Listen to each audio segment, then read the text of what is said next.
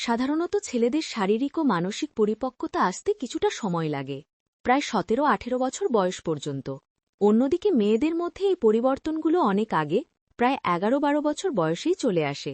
এর ফলে ছেলেদের তুলনায় মেয়েদের মধ্যে শারীরিক ও মানসিক পরিপক্কতা প্রায় 5-6 বছর আগেই চলে আসে।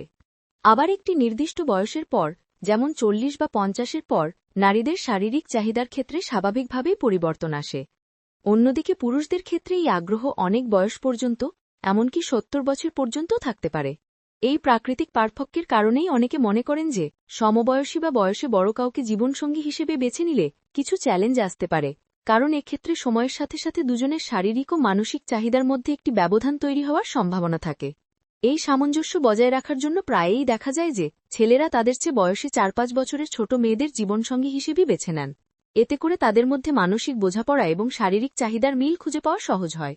এর একটি কারণ হল মেয়েরা মানসিক দিক থেকেও ছেলেদের চেয়ে কিছুটা আগে পরিপক্কতা লাভ করে, যা সম্পর্কের বোঝাপড়াকে আরও সহজ করে তোলে।